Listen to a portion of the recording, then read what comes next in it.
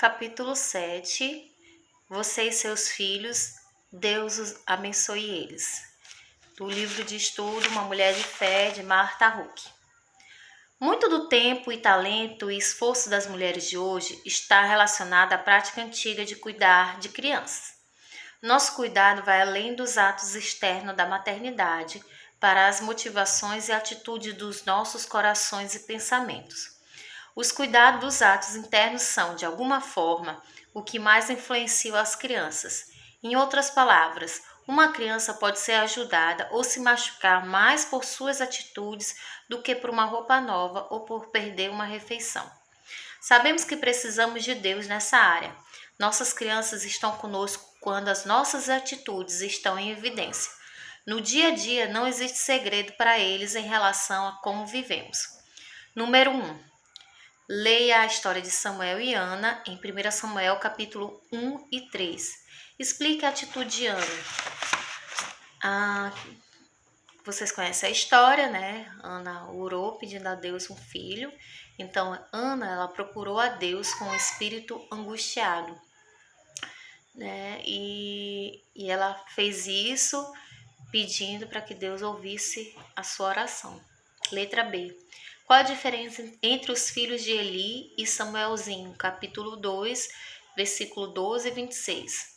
Os filhos de Eli não se importavam com o Senhor, diferente de Samuelzinho, que crescia em estatura e no favor diante de Deus e dos homens. Letra C. Como Deus honrou a dedicação de Ana? 1 Samuel, capítulo 7, versículo 12 a 17 e capítulo 8, versículo de 1 a 9, né? Ele deu Samuel a Ana e ela assim abriu a madre. Ela honrou através desse filho, né? Como Deus honrou, Deus respondeu a oração dela. O que você aprendeu com Ana? Que precisamos assim, como Ana, derramar diante de Deus os nossos problemas, as nossas situações. Qual a diferença entre Ana e Eli? Ana soube ensinar seu filho nos caminhos do Senhor, mas Eli não. Número 2. Quais diretrizes para a paternidade são encontradas nesses versos? Êxodo 20, capítulo 12 diz: honra pai e mãe, né, para viver mais. Provérbios 30, 11 e 17, ai dos que zombam de pai e mãe, né, vão para a morte.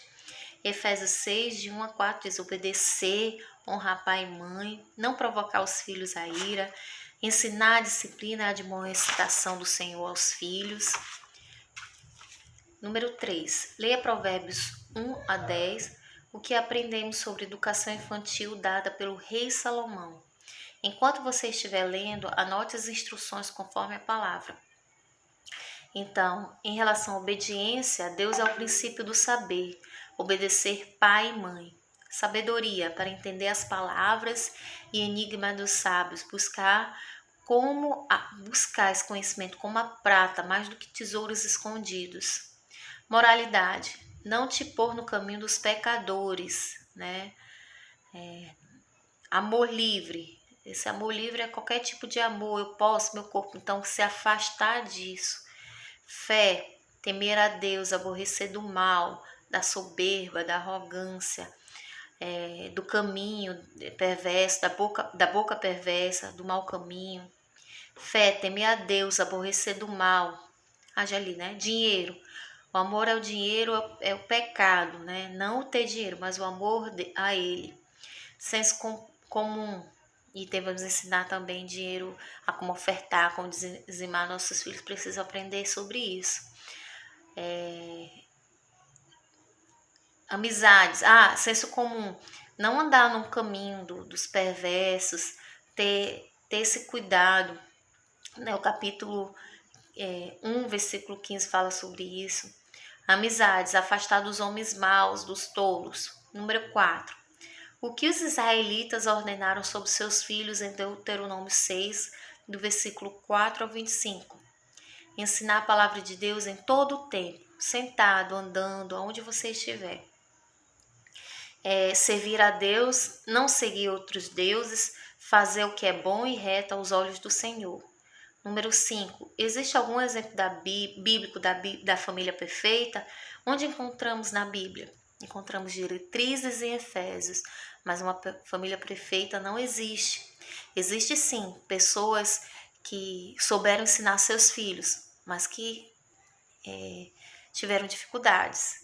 Por exemplo, Eunice e Lloyd, né? Eunice, que o pai de Timóteo não era crente. Ana, né? Que soube ensinar seu filho. Samuel, Noé, a sua família, que entraram na arca. Família do carcereiro, ele não era crente, mas quando ele se converteu, toda a sua família foi junta. Raabe, que era prostituta, mas quando ela se converteu, ela entrou no caminho do Senhor e assim entrou na linhagem de Deus, ela é reconhecida por isso.